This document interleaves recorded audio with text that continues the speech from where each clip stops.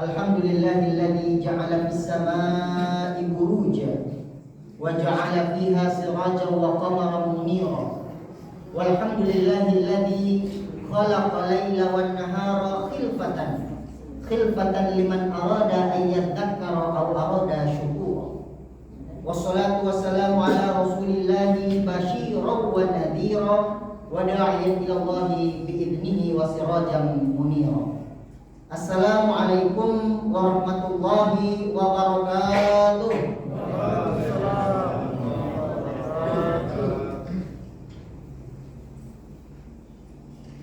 Tanggal 14 malam ke-15. Betapa indah bulan purnama kita saksikan tadi. Tentunya kita menyaksikan bulan purnama karena kita sehat. Kita sehat dan kita masih memiliki kesempatan sehingga kita keluar rumah menuju masjid untuk menghidupkan malam-malam bulan Ramadan. Kebetulan kita lihat bulan purnama.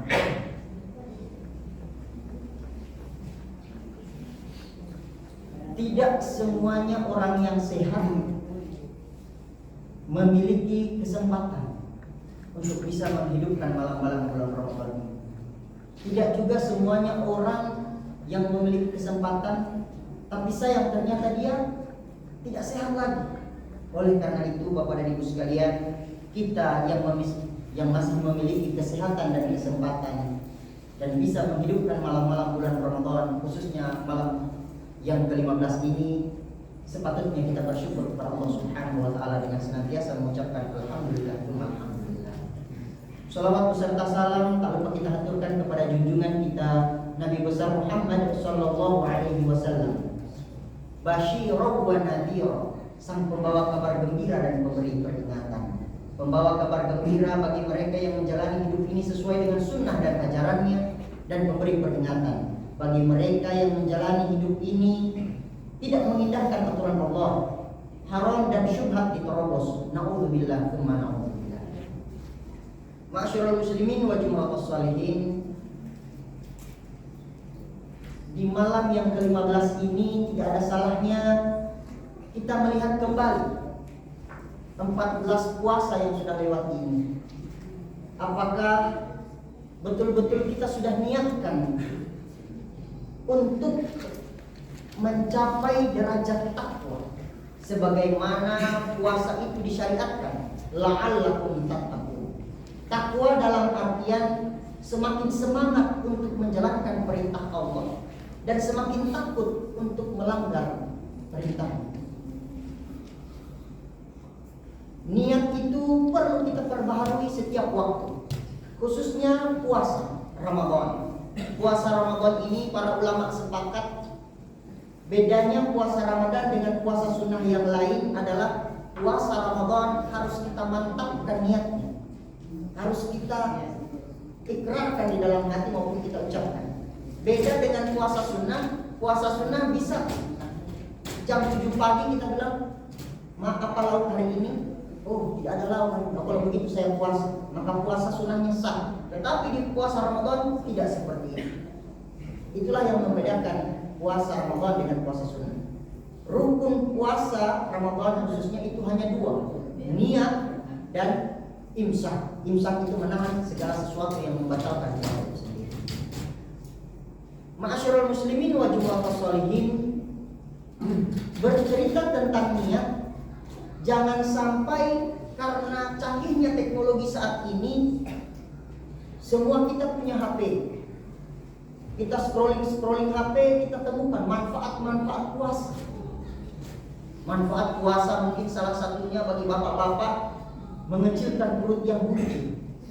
Wah, bagus ini. Bagi ibu-ibu mungkin manfaat puasa melangsingkan tubuh, termotivasi. Bagi yang masih muda-muda, yang gadis-gadis, mencerahkan kulit. Banyak sekali manfaat-manfaat puasa secara medis ditemukan belakangan.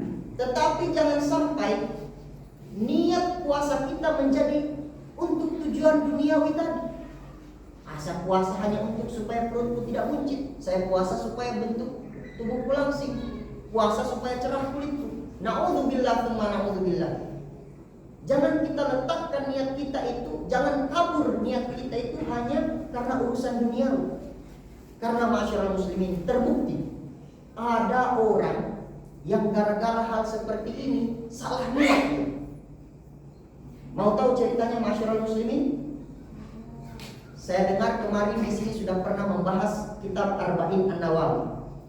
Kitab 40 hadis yang disusun oleh Imam An-Nawawi. Hadis yang pertama di situ adalah hadis tentang niat, karena pentingnya niat ini. Jadi asbabul wurud dari keluarnya hadis tentang niat itu adalah ketika peristiwa hijrah.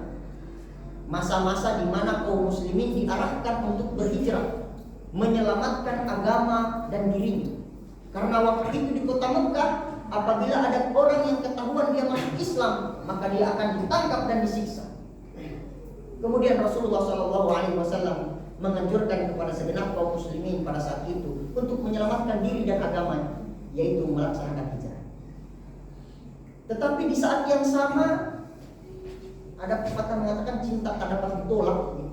Ada seorang pemuda, dia jatuh cinta kepada seorang perempuan. Tidak disebutkan siapa pemuda ini, tapi dia dikenal dengan sebutan Muhajir Ummu Qais, orang yang berhijrah karena Ummu Qais. Jadi rupa-rupanya perempuan ini namanya Ummu Qais. Kemudian laki-laki tadi ini mengutarakan isi hatinya, wahai Ummu Qais, maukah engkau menerima pinanganku? Tetapi karena Ummu Qais ini adalah wanita yang beriman, dia lebih cenderung untuk melaksanakan anjuran Rasulullah SAW melaksanakan hijrah.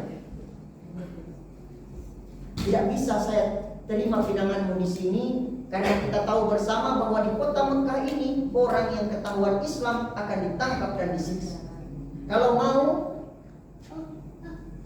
bisa berhijrah, insya Allah di sana keadaannya tidak seperti di sini. Gara-gara hal seperti ini, laki-laki tadi termotivasi untuk melaksanakan hijrah. Kemudian hal ini diceritakan kepada Rasulullah, sehingga mari kita simak sanad matan dari hadis ini.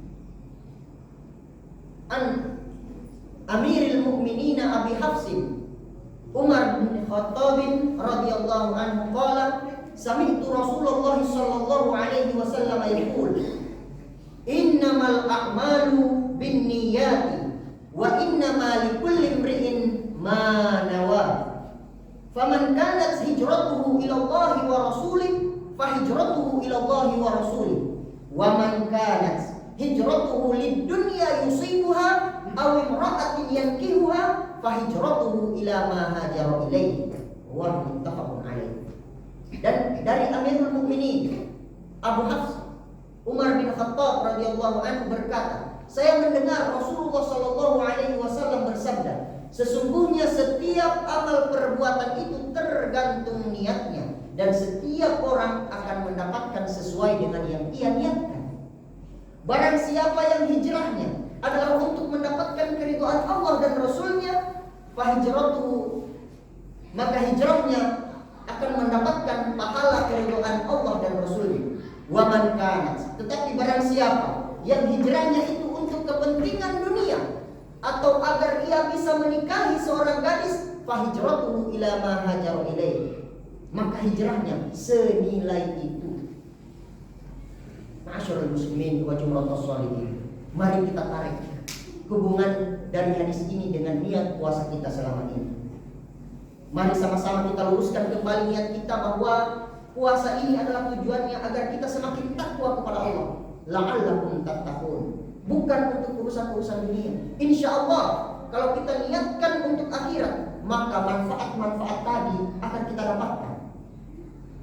Tetapi apabila kita salah niat, kita tujukan puasa kita untuk urusan keduniawian tadi, maka puasa kita senilai itu.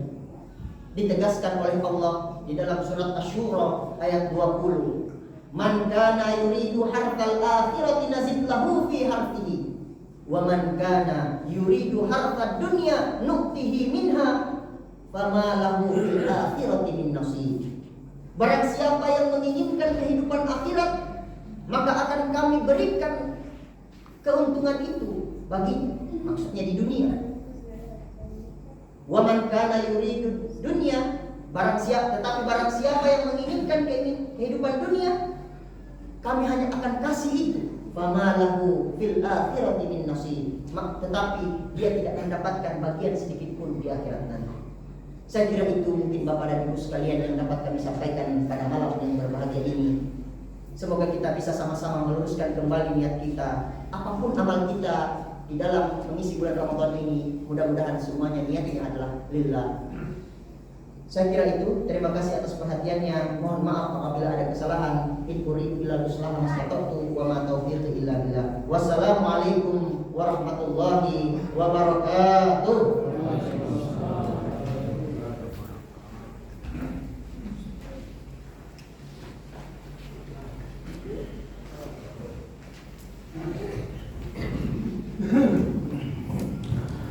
الصلاة سنة التراويح جامعة تراحمكم